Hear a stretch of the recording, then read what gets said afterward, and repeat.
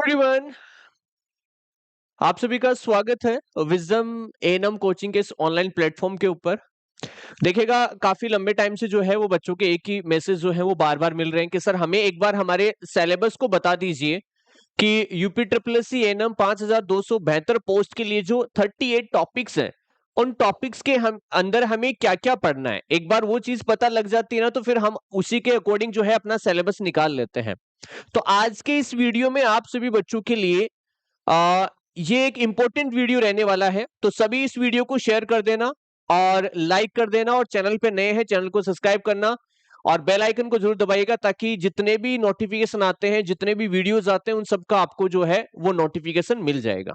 Okay, तो आज हम बात करने वाले हैं 38 टॉपिक्स में हमें क्या क्या पढ़ना है, उसके बारे में वन बाय वन करके बात करेंगे। क्योंकि देखो, यूपी ट्रिपल एस सी ने अपना जो है नोटिफिकेशन के अंदर पूरा सिलेबस डाला है। उस सिलेबस के अंदर 38 टॉपिक्स हैं।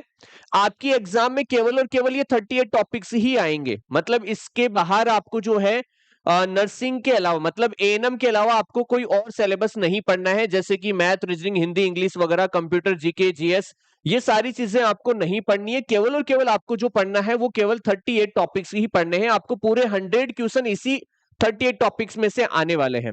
तो मैं एक एक टॉपिक को थोड़ा थोड़ा बता देता हूं कि किस टॉपिक में आपको क्या चीजें पढ़नी है, वो आपको आइडिया लग जाएगा फिर। और फर्स्ट वन हम बात करते हैं, फर्स्ट टॉपिक की बात करते हैं।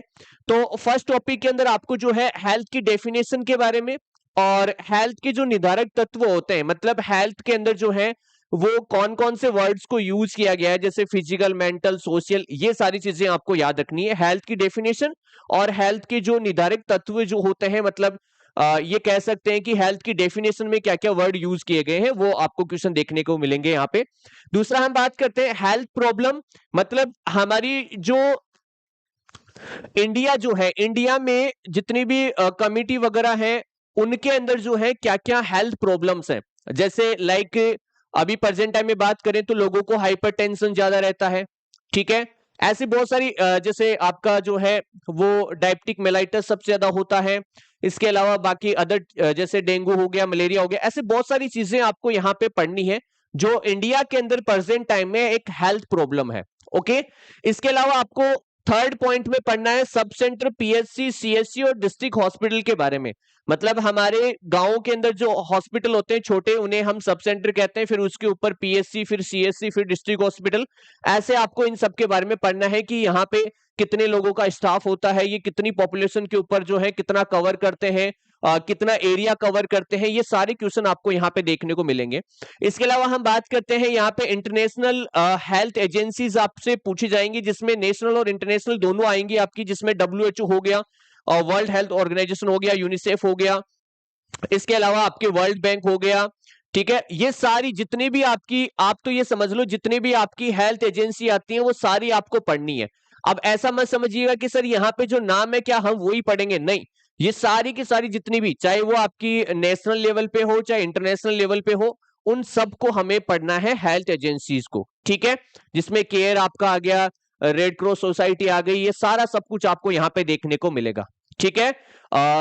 Child child welfare, family planning, ये सब कुछ आपको यहाँ पे पढ़ना है। एक इंपॉर्टेंट यहाँ पे लास्ट में लिखा हुआ है फैमिली प्लानिंग का, तो फैमिली प्लानिंग टॉपिक से भी आपको एग्जाम में क्वेश्चन जरूर देखने को मिलेगा। अब ये फैमिली प्लानिंग वाला जो चैप्टर है वो आप इन्होंने जो है वो हेल्थ एजेंसी के अंदर इंक्लूड कर दिया है, तो ये आपको पूरा अच्छे तरीके से पढ़ना है। इसके अलावा आपसे पूछा जाएगा कि एएनएम की क्या क्या जिम्मेदारियां होती है, फीमेल हेल्थ वर्कर जो है वो क्या क्या काम करेंगी, उनकी क्या क्या रेस्पॉन्सिबिलिटीज होती है, वो सब आपको देखना है। कोड ऑफ एथिक्स, ये हमें फर्स्ट ईयर में पढ़ाया जाता है। जब भी हम नर्सिंग में एडमिशन लेते हैं तो हमें कोड ऑफ एथिक्स पढ़ाए जाते हैं कि हम जो जिस तरीके से पेशेंट की केयर करेंगे, तो उसके लिए हमारे लिए सभी लोग जो है वो इक्वल होने चाहिए, सभी लोगों को इक्वल जो है वो केयर देनी है। ये सारी चीजें आपको यहाँ पे देखने को मिलेगी।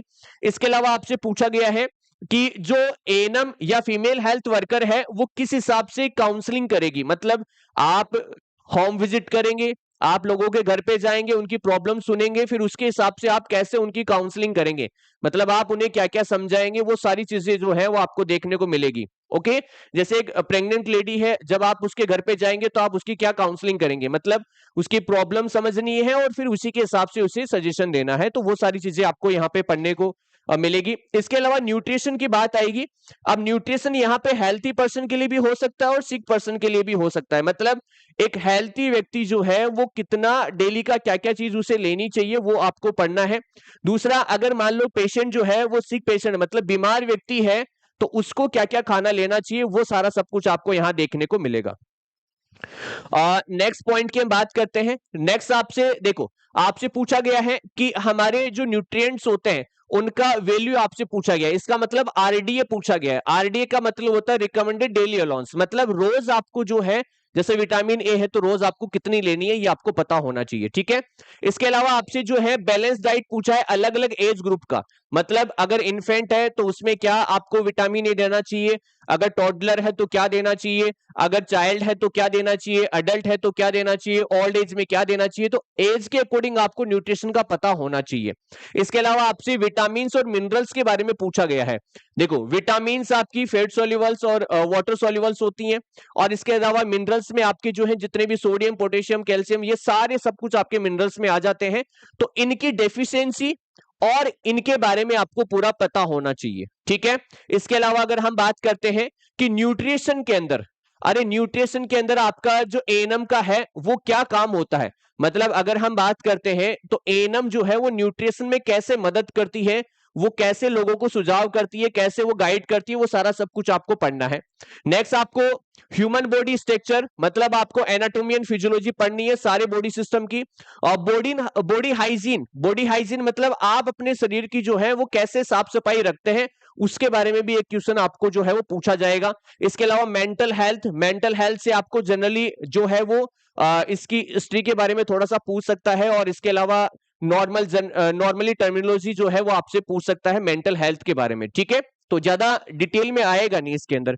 इसके अलावा आपसे लेवल ऑफ प्रिवेंशन, मतलब जो डिजीज होती है उनको आप कैसे रोक सकते हैं, जैसे प्राइमोर्डियल, प्राइमरी, सेकेंडरी, टर्सरी, ये सारे लेवल ऑफ प्रिवेंशन जो है वो आपको पता होना चाहिए कि डिजीज को हम कैसे कैसे रोक सकते हैं। नेक्स्ट वन आपका आता है कम्युनिकेबल डिजीज, जिसमें कम्युनिकेबल डिजीज के आपके साइन एंड सिम्टम्स आ जाते हैं, उसका ट्रीटमेंट आ जाता है, उसका प्रिवेंशन आ जाता है। वो सारा सब कुछ आपको यहाँ पे याद रखना है, जैसे diphtheria, pertussis, tetanus, polio, measles, tuberculosis, chicken pox, mumps, rubella, मतलब ऑलमोस्ट सभी कम्युनिकेबल डिजीज आपको पढ़नी है, ठीक है। अब ये मत समझना कि सर यहाँ पे जो नाम दिए हुए क्या हम वही पढ़ें, नहीं, आपको जितनी भी कम्युनिकेबल डिजीज आपको मिलती है वो सभी पढ़नी है। क्योंकि एग्जामिनर क्या करता है, जो सिलेबस में देता है कोई जरूरी नहीं कि वो पूरा ही आपको एग्जाम में देगा, कुछ एक्स्ट्रा भी दे सकता है, ठीक है। नेक्स्ट हम बात करते हैं, आपको यहां पे हिस्ट्री टेकिंग आना चाहिए, मतलब नर्सिंग प्रोसेस आप सभी को पता होना चाहिए। फिजिकल एग्जामिनेशन, फिजिकल एग्जामिनेशन में मैंने आपको वैसे पढ़ा भी रखा है कि फिजिकल एग्जामिनेशन में सबसे पहले हम क्या करते हैं, नॉर्मली हम इंस्पेक्शन, पाल्पेशन, परक्यूशन, ऑस्कल्टेशन, ये सारी चीजें हम जो है वो फॉलोअप में लेके आते हैं। तो वो भी आपको जो है यहाँ पे याद करना है, ठीक है। कोई ज्यादा टफ टॉपिक है नहीं आपके, बेसिकली आप आराम से इन्हें कवर कर सकते हैं। इसके अलावा फीवर, फीवर बहुत इंपॉर्टेंट है। वाइटल साइन पूरे पढ़ने हैं लेकिन फीवर आपको सबसे ज्यादा इसके अंदर ध्यान रखना है, ठीक है। वाइटल साइन में आपका टीपीआर, बीपी आपको पढ़ना है, ठीक है। तो ये याद रखिएगा, टेम्परेचर आपको पढ़ना है, बीपी आपको पढ़ना है, आपको पल्स पढ़ना है, और आपको जो है इसके अलावा फीवर को आपको थोड़ा सा ध्यान रखना है, ठीक है। रेस्पिरेशन रेट भी आपको यहाँ पे पढ़नी है। इसके अलावा हम बात करते हैं कि आयुष के अंदर जो है वो घर पे क्या क्या चीजें बना सकते हैं। मतलब आयुष के अंदर में जैसे आपने देखा होगा ओआरएस, एक तो हम मार्केट से लेके आते हैं और एक हम खुद घर में ही जो है वो ओआरएस बना लेते हैं। तो ऐसे बहुत सारी चीजें जो है जो हम हेल्थ के लिए जो है वो घर पे बना सकते हैं, उन सब चीजों के बारे में जो है वो हमें पढ़ना है। नेक्स्ट पॉइंट आता है आपका, नेक्स्ट टॉपिक है 21 का, क्लासिफिकेशन ऑफ ड्रग्स। मतलब जितनी भी हमारी ड्रग्स होती हैं इसमें आपको ज्यादा हाई लेवल में नहीं पूछेगा, नॉर्मली पूछेगा कि अगर वॉमिटिंग हो रही है तो क्या ड्रग्स यूज करनी चाहिए, अगर फीवर हो रहा है तो क्या ड्रग्स यूज करनी चाहिए, अगर बीपी ज्यादा है तो क्या ड्रग्स यूज करना चाहिए, अगर ब्लीडिंग हो रहा है तो क्या ड्रग्स यूज करनी चाहिए। तो ये सारी चीजें आपसे जो है वो पूछेगा। और फर्स्ट एड के बारे में आपसे पूछेगा कि फर्स्ट एड क्यों जरूरी है। देखो, आप जहां पे आपकी ड्यूटी होगी ना, वो एरिया एक ग्रामीण एरिया है, एक विलेज एरिया होगा, तो वहां पे कोई जरूरी नहीं है कि जल्दी से हॉस्पिटल मिल जाए। आपको फर्स्ट एड का पूरा ध्यान रखना है। मतलब प्राथमिक उपचार जैसे हम कहते हैं, जैसे किसी को चोट लगी है, कोई फ्रैक्चर आया है, तो हमें जो है उसको लकड़ी लगा के जो है वो टाई कर देना है ताकि वो मूवमेंट ना करे और फ्रैक्चर ज्यादा बड़ा ना हो। तो ऐसे आपको ये याद रखना है। इसके अलावा इंजरी और एलिमेंट्स, इंजरी वगैरह के बारे में जो है आपको जानना है, मतलब मोस्टली फ्रैक्चर के रिलेटेड जो है वो यहां से आपसे क्वेश्चन पूछे जाएंगे। इसके अलावा कट और वुंड के बारे में आपको जानना है, ठीक है। मतलब मान लो अगर किसी को कोई कट लग गया तो आप सबसे पहले क्या करेंगे, अगर किसी के घाव है तो आप उसकी साफ सफाई कैसे करेंगे, वो सारी चीजें आपको यहां से देखने को मिलेगी आपके सिलेबस में। इसके अलावा बच्चे के अंदर ग्रोथ एंड डेवलपमेंट को अफेक्ट करने वाली चीजें क्या क्या होती हैं, जैसे मदर की साइड से अगर न्यूट्रिशन प्रॉपर नहीं है तो बच्चे की ग्रोथ एंड डेवलपमेंट जो है अफेक्ट होगी। और इसके अलावा जो है बच्चे के अंदर कोई क्रोमोसोमल एबनॉर्मलिटीज है, या फिर जो पेरेंट्स के जो जीन है उनकी वजह से भी जो है बच्चे की ग्रोथ एंड डेवलपमेंट में प्रॉब्लम हो सकती है। कुछ एनवायरमेंटल फैक्टर भी हो सकते हैं, तो वो आपको याद रखने हैं। इसके अलावा हम बात करते हैं माइलस्टोन की बात करते हैं। माइलस्टोन का मतलब होता है कि बच्चा जो है वो कब हंसता है, कब देखता है, कब अपनी माँ को पहचानता है, कब जेंडर को पहचानता है, कब बैठता है, कब खड़ा होता है, कब चलना शुरू होता है, कब हर एक चीज के लिए क्वेश्चन करता है, कब स्टोरी सुनाता है। हर एक चीज का क्वेश्चन आपसे पूछा जाएगा, तो ये भी आपको याद रखना है, माइलस्टोन के अंदर पढ़ना है। एक्सीडेंट का भी एक क्वेश्चन आपको देखने को मिल सकता है कि एक्सीडेंट से आप कैसे बच सकते हैं, और एक्सीडेंट अगर हो जाता है तो उस कंडीशन में आप क्या करेंगे, वो भी आपको देखने मिलेगा। एक आपको एक्सक्लूसिव ब्रेस्ट फीडिंग देखने को मिलेगी। अच्छा, एक्सक्लूसिव ब्रेस्ट फीडिंग के साथ में आपको बीएफएचआई भी जो है वो याद करना है, क्योंकि यहां से भी एक छोटा सा क्वेश्चन जो है वो आपके एग्जाम में आता है। एक्सक्लूसिव ब्रेस्ट फीडिंग के अंदर आपको याद रखना है कि ब्रेस्ट मिल्क जो होता है वो कितने टाइप का होता है, ब्रेस्ट मिल्क को हम कहां कहां कब कब कितने टेम्परेचर पे स्टोर कर सकते हैं, कितने टाइम के लिए स्टोर कर सकते हैं। इसके अलावा पूछा जाएगा कि जो ब्रेस्ट मिल्क होता है उसके क्या क्या बेनिफिट्स होते हैं, उनसे कौन कौन सी जो है वो एंटीबॉडीज मिलती है, वो सारे क्वेश्चन आपको देखने को मिलेंगे। इसके अलावा आपको स्कूल हेल्थ में आपको क्या क्या देखने मिलेगा, आपको प्रोग्राम देखने को मिलेंगे, आपको एनवायरमेंट, स्कूल का एनवायरमेंट जो है वो कैसा होना चाहिए, स्कूल में क्या क्या प्रोग्राम होने चाहिए, वो सारी चीजें आपको यहाँ पे देखने को मिलेंगी। तो ये आपके 29 टॉपिक तक तो हो गए हैं। नेक्स्ट हम बात करते हैं आपका सेक्स एजुकेशन, मतलब अडल्ट को सेक्स एजुकेशन का पता होना चाहिए, ठीक है।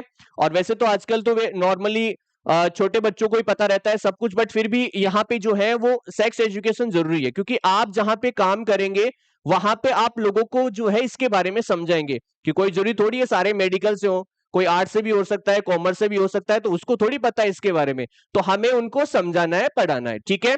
दूसरा हम बात करते हैं यहाँ पे मेंस्ट्रुअल हाइजीन के बारे में दिया हुआ है, कि मेंस्ट्रुअल हाइजीन आपको याद रखना है कि पेड्स जो है वो कितने टाइम से चेंज करने हैं, नॉर्मल मेंस्ट्रुअल साइकिल क्या होती है, एबनॉर्मल में कौन कौन सी कंडीशन आती है, ब्लीडिंग अगर ज्यादा है तो उसे हम क्या कहते हैं, ब्लीडिंग नहीं है तो उसे हम क्या कहते हैं, एमनोरिया कब होता है, मतलब ब्लीडिंग कब स्टॉप हो जाती है, वो सारी चीजें आपको यहाँ पे।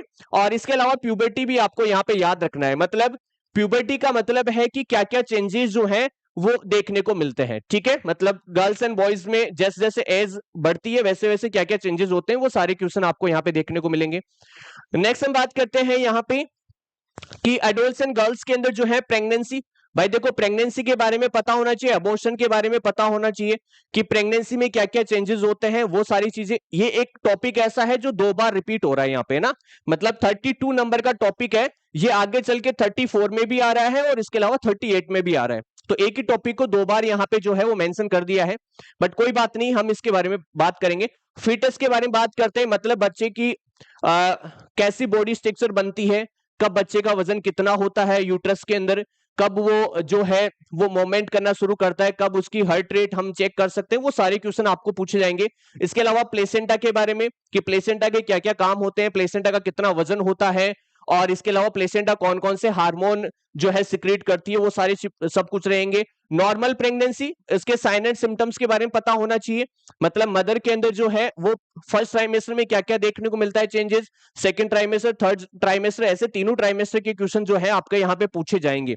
इसके अलावा केयर ड्यूरिंग नॉर्मल लेबर, मतलब लेबर रूम के अंदर अगर कोई प्रेग्नेंट लेडी है, वो लेबर रूम के अंदर है तो आप कैसी कैसी केयर करेंगे। अब लेबर रूम के अंदर 4 स्टेज होती है लेबर की, फर्स्ट स्टेज में सर्विक्स का डायलेशन होता है, सेकंड स्टेज में बेबी डिलीवर होता है, थर्ड में प्लेसेंटा बाहर आती है, और फोर्थ के अंदर क्या होता है, मदर का जो है वो ध्यान रखा जाता है, जिसमें उसके वाइटल साइन चेक किए जाते हैं और ब्लीडिंग का ध्यान रखा जाता है ताकि पीपीएच से बचा सकें। तो ये सारे क्वेश्चन आपको देखने मिलते हैं। केयर ऑफ न्यूबॉर्न, बच्चा जैसे ही जन्म होता है बच्चे का, तो सबसे पहले हम क्या करते हैं, उसके एयरवे को साफ करते हैं, उसके बाद अबगार स्कोर चेक करते हैं, फिर जो अम्बिलिकल कॉर्ड होती है उसको कट करते हैं। तो केयर ऑफ न्यूबॉर्न भी आपको याद रखना है। एबनॉर्मलिटीज ऑफ प्रेगनेंसी, मतलब प्रेगनेंसी में क्या क्या एबनॉर्मलिटीज हो सकती हैं, वो सारा सब कुछ आपको याद रखना है यहाँ पे। और एबॉर्शन और अबॉर्शन के टाइप। तो ये 38 टॉपिक्स है, इसमें पूरा आपका जो है एएनएम का सिलेबस आएगा। याद रखिएगा इन टॉपिक्स में से जो मोस्टली टॉपिक्स जैसे प्रेगनेंसी के हो गए, न्यूबॉर्न के हो गए, लेबर के हो गए, placenta, foetus, pregnancy, abortion, menstrual cycle, sex education, ये सारे टॉपिक्स जो है ऑलमोस्ट मैं ही करवाऊंगा आप सभी बच्चों को, ठीक है। एंड इसके अलावा अगर हम बात करते हैं आपका एक्सक्लूसिव ब्रेस्ट फीडिंग भी मैं ही करवाऊंगा, physical examination, milestone, growth and development, और इसके अलावा हम बात करते हैं वाइटल साइन, ये सारे टॉपिक्स मैं ही करवाऊंगा आप सभी बच्चों को। इसके अलावा लेवल ऑफ प्रिवेंशन करवाऊंगा, और फिजिकल एग्जामिनेशन आपको मैं करवाऊंगा, कम्युनिकेबल डिजीज करवाऊंगा मैं आपको।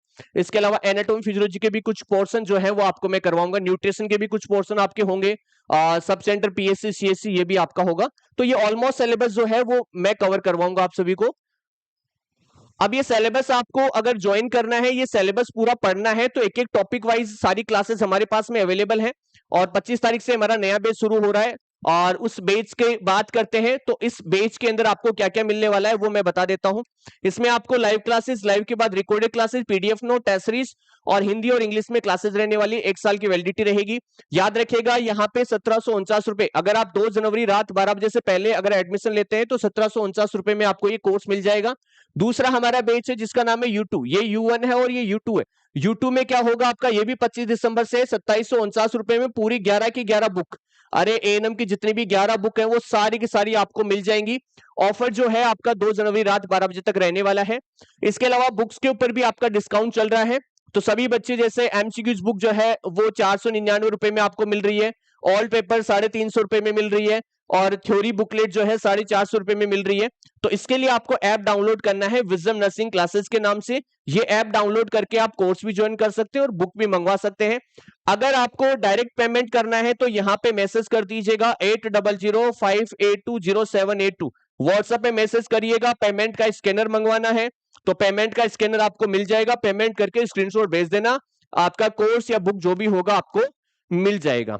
ओके, तो सबसे इजी तरीका है व्हाट्सएप पे मैसेज करो, स्कैनर मंगाओ, पेमेंट करो और कोर्स एक्टिवेट करवाओ। ओके, तो ये आपके 38 टॉपिक्स का पूरा प्लान है। उम्मीद करता हूं कि आप सभी बच्चों को समझ में आया होगा कि हमें क्या पढ़ना है और क्या नहीं पढ़ना। Okay, thank you so much.